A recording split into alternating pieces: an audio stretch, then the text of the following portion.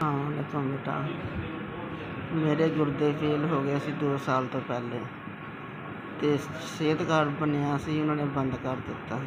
ਮੈਂ ਬਹੁਤ ਮਜਬੂਰ ਸੀ, ਬੜੀ ਪਰੇਸ਼ਾਨੀ ਸੀ।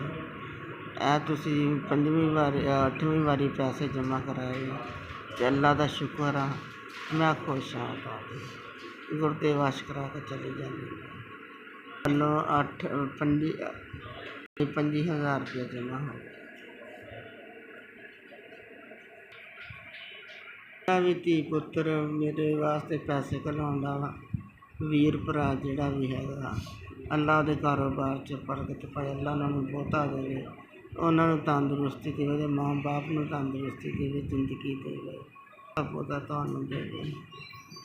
25,000 ਵਿੱਚ ਮੇਰੇ ਗੁਰਦੇ ਵਾਸ਼ ਹੋ ਜਾਂਦੇ, 9 ਵਾਰੀ ਹੋ ਜਾਂਦੇ। ਅੱਲਾ ਤੁਹਾਡੀ ਖੈਰ ਕਰੇ, ਤੁਹਾਡੇ ਬੱਚਿਆਂ ਦਾ ਭਲਾ ਹੋਵੇ, ਤੁਹਾਡੇ ਅਮੀਰ ਦਾ ਭਲਾ ਹੋਵੇ, ਅੱਲਾ ਤੁਹਾਨੂੰ ਬਹੁਤਾ ਦੇ।